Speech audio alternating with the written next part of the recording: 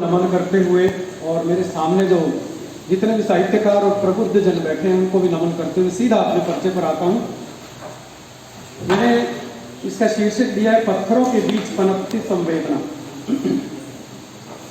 शहर होने के बाद प्रोफेसर अशोक सब्रवाल जी के चयन एवं संपादन में चंडीगढ़ के 21 कथाकारों की 21 कहानियों का संकलन है। इसका शीर्षक स्वयं में बहुत ही प्रतिकार समेटे हुए है।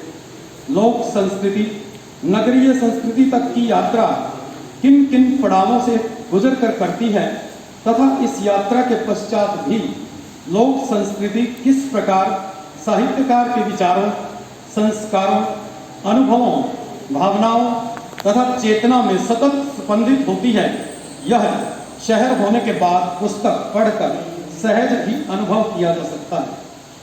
शहर में होने के बाद मनुष्य की अस्मिता के संकुचन के प्रति मानवीय संवेदना का विद्रोह कहीं न कहीं दिल या दिमाग में अनेक रूपा होकर सामाजिक धरातल पर प्रस्फुटित होते देखा जा सकता है। अन्य नगरों के समान चंडीगढ़ नगर की संस्कृति में रचे बसे इन कहानीकारों के सरोकार पत्थरों के शहर में होते हुए भी पथराए हुए न होकर परिवर्तित समय और समाज की हर धड़कन को महसूस से प्रतीत होते हैं। इनकी कहानियां इनके हृदय में अवस्थित पारिवेशिक मिट्टी की सौंधी महक का जीवंत प्रमाण है। इससे यह सिद्ध होता है कि इनका अपनी जड़ों से शाश्वत संबंध है। इन रचनाकारों के गुप्त अनुभवों का दायरा कितना विस्तृत है, यह इन कहानियों में स्वाभाविक रूप से दिखाई देता है। स्वार्थ धर्मी अमानवीय राजनीति के अनुरूप बनते सामाजिक, पारिवारिक व आर्थिक ढांचे की परत उघाड़कर इन कहानीकारों ने सांकेतिक और सर्जनामय प्रत्यक्ष द्वारा विडंबनाओं को भी किस्सा गोई के औजारों से अनावृत किया है। इस संकलन में कहानीकारों की सामाजिक चेतना की झलक इनकी कहानियों के विविध विषयों के चित्रण में प्रतिबिंबित होती है। रूढ़िवादी परिवारों में नारी की स्थिति, बुजुर्गों की उपेक्षा, अपमान तथा अकेलापन, दहेज की लालसा, दाम्पत्य जीवन में वैचारिक टकराव के कारण टूटते संबंध, राजनीतिक विद्रूपता, वोट बैंक की घिनौनी राजनीति, बेरोजगारी, आरक्षण व्यवस्था, प्रेम, देशभक्ति तथा सैनिकों की शहादत, आतंकवाद, राजनेताओं का दोहरा चरित्र, मीडिया की गैर जिम्मेदाराना भूमिका, युवाओं का व्यवस्था के प्रति आक्रोश, धर्म और राष्ट्र, बेटियों का शोषण, नशे के दलदल में धंसती युवा पीढ़ी, फैशन के नाम पर नारी का शोषण, पर्यावरण की चिंता और प्रकृति प्रेम आदि विषय आज शहर हो या गांव सबके विमर्श और केंद्र में। शहर होने के बाद पुस्तक में ऐसी स्थितियों में जीते, उनसे जूझते, सोचते बहुत से पात्रों का हमारे आसपास के क्षेत्रों में मिल जाना स्वाभाविक है, भले कि हमारा ध्यान उनकी ओर न जाता हो। समय, परिवेश, घटना, चरित्र तथा मनोदशा को आत्मानुभूति का स्तर देकर इन रचनाकारों ने अपने सृजनात्मक संसार को जीवंत व रोचक बनाने में कोई कोर कसर नहीं छोड़ी। इस संकलन में ऐसी बहुत सी कहानियां हैं जो पाठक को अनायास ही अपना सहगामी बना लेती है। सबसे पहले वरिष्ठ साहित्यकार श्री वीरेंद्र मेहंदी रत्ता जी की कहानी मनोविज्ञान का वेत्ता एक ऐसे नवयुवक की कहानी है जो अपने ज्ञान के घमंड के कारण दुविधा में फंस जाता है। इसमें व्यक्ति के स्वार्थ तथा कंजूस प्रवृत्ति को रोचक ढंग से दिखाया गया है। डॉक्टर कैलाश आलूवालिया जी की कहानी व्यंजना में संतान की चाह के मध्य रूढ़िवादी सोच को दर्शाया गया है। संतानोत्पत्ति की क्षमता को लेकर ऐसी सोच सदैव नारी को ही कटघरे में खड़ा करती है, चाहे उसका दोष हो या न हो। इस रचना में व्यंजना के पति ध्रुव में दोष होने के बाद भी अंगुली बार बार व्यंजना पर ही उठाई जाती है। श्री सुभाष शर्मा जी की कहानी अस्थियां बहुत मार्मिक कहानी है, जो 4 बेटों द्वारा गांव में माता पिता को अकेला छोड़कर दूसरे शहरों में बसने तथा उनके प्रति उपेक्षा और संवेदनहीनता की पराकाष्ठा को दिखाती है। अपनी जड़ों से उखड़ने का दर्द व लोक संस्कृति के पतन की पीड़ा का गहराई तक अनुभव करवाने वाली यह रचना समाप्ति पर बहुत से दुखद प्रश्न छोड़ जाती है।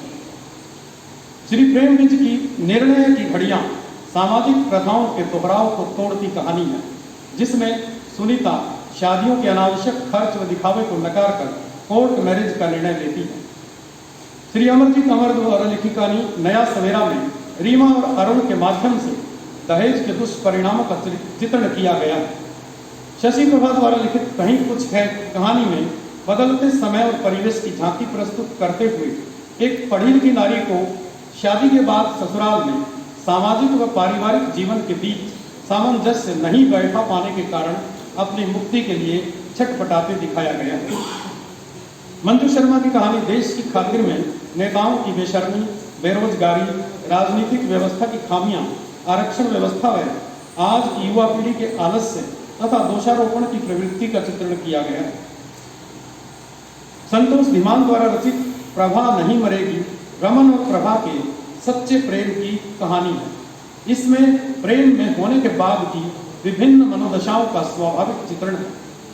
अनंत शर्मा अनंत द्वारा लिखित कहानी परिवर्तन देश की चिंता पर आधारित है। इसमें लेखक की देश के प्रति विचार दृष्टि स्पष्ट दिखाई देती है।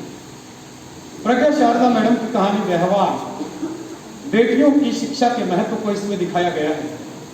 दुकान के ऊपर मकान वाली खिड़की श्री विजय कपूर द्वारा रचित देशभक्ति व अभिपठानिया के मौन प्रेम की मार्मिक कहानी है। भाषा की सुघड़ता, कल्पना की विविधता, प्रसंगों की रोचकता, नाटकीयता व जिज्ञासा से ओतप्रोत यह रचना पाठक को अंत तक बांध कर रखती है।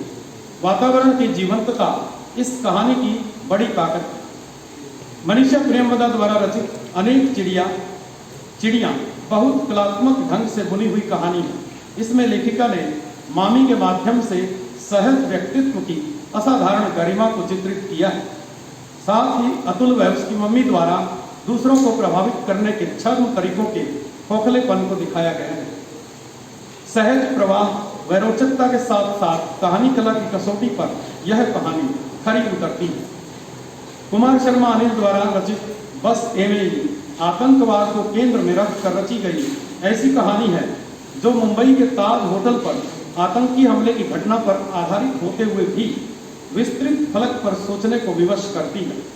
इसमें पहुंची राजनीति, वोट बैंक जनित नेताओं का स्वार्थीपन, मीडिया की नकारात्मक भूमिका, युवा शक्ति का उत्साह चरित्र व पंगु व्यवस्था के प्रति आक्रोश का सजीव चित्रण देखने को मिलता है। इस कहानी में लेखक की भाषा और कल्पना की बनावट की वानगी देखते ही बनती है।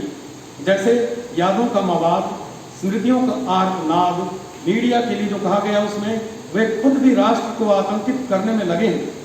आतंकवादी आतंक फैला रहे थे और मीडिया दहशत। सत्ता लोलुप इन स्वार्थी नेताओं की रीढ़ की हड्डी नहीं होती। धर्म हमारी आत्मा जरूर है, लेकिन वतन हमारे संस्कारों में शामिल है। यह कहानी देश, समाज, धर्म, राजनीति और हर प्रकार की व्यवस्था पर चुभते प्रश्न खड़े करती है। गुरमीत बेदी की कहानी बुरांस में ठेकेदार द्वारा बिछाई गई पैसे की बिसात पर एक नशेड़ी पिता की मूर्खता के कारण अपनी बेटी की बलि का बुरांस के प्रतीकों द्वारा मार्मिक चित्रण किया गया है। सुशील हसरत नरेलवी द्वारा रचित पथेरे कहानी केवल मोहब्बत को इंसानी धर्म मानकर सांप्रदायिक सौहार्द स्थापित करने का संदेश देती है। अनिता सुरभि द्वारा रचित चंद्रकांता में स्वार्थी संतान द्वारा माता पिता का अपमान व उपेक्षा तथा अनमेल विवाह के दुष्परिणाम को दिखाया गया है।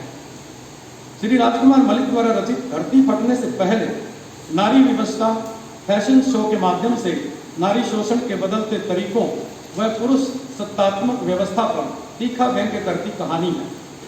अंधेरों के उस पार में स्वर्ग को नरक में बदलते नशे के भयावह परिणाम दृष्टव्य हैं। तो ऋतु घनौट द्वारा लिखित लौटती पगडंडियां कहानी में विवाह के बाद माता पिता के दाम्पत्य जीवन की कड़वाहट के परिणाम स्वरूप विवाह से सुनंदा का मोह भंग दिखाया गया है। उर्मिल कौशिक सखी द्वारा लिखित तस्वीर कहानी में व्यक्ति के जीवन में अनायास प्रेम भाव पैदा होने तथा नारी मन की विभिन्न दशाओं के बीच उसे पल्लवित पुष्पित होते दर्शाया गया है।